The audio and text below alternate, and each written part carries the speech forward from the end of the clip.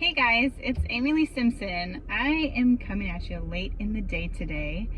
I had not expected to get on and give you a word. The Lord just gave it to me and told me to hustle up and get it on out here. So I don't have a whole lot prepared for this. But I just want to give this to you just out of obedience, because I do feel like this is just confirmation for something that the Lord has really been stirring in my heart over the past year. I've only been doing this YouTube thing for a little while, and it really is just an exercise in obedience, because nothing in me really wanted to do this. And I wanted the Lord to know that it wasn't about me or what kind of platform that I could build, but the Lord has been speaking to me and taking me continually just to Acts 2 and speaking all kinds of symbolic things to me about Pentecost and the number 50 and Jubilee. And so the more that I've dug into that, the more that the Lord has just poured into this space and really opened my eyes to what He is doing.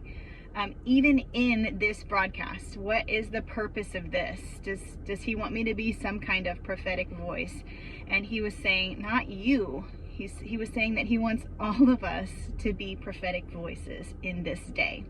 And I heard a prophet recently speak to that and just talk about how before Jesus came, there were these prophets, but these big name prophets, Elijah, Elisha, Isaiah, Jeremiah. There were these people that were standouts, that they were like prophetic superstars in the Bible. And then Jesus comes, and then He pours out His Spirit on all flesh, and tongues of fire come, and the upper room is filled.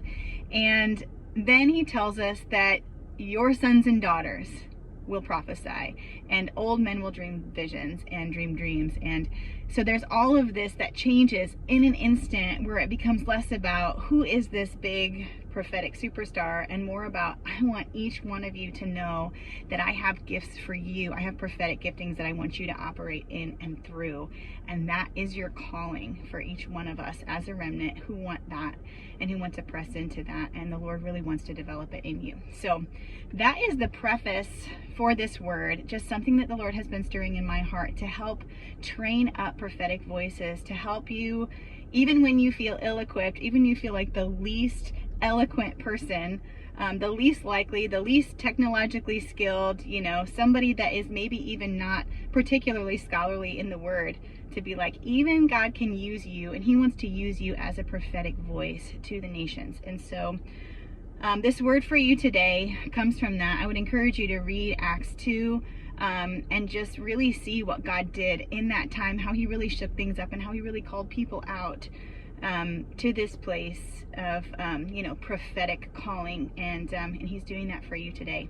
So this word is called Feast of Harvest, and that was the word that the Lord gave to me, and then just started pouring all of this into it. And so it says, this is the season of Jubilee.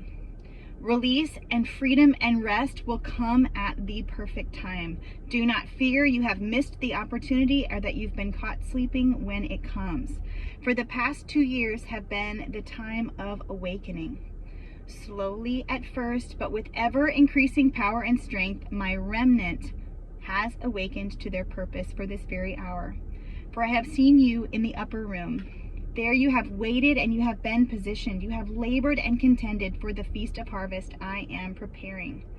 There will be a suddenly that rends the heavens over your territory, and a great move of glory will rip through like a violent storm, shaking false foundations and overpowering the constructs of wicked men. All who waited there will be fully equipped. Not one, not some, but all will be emboldened and empowered by my Spirit.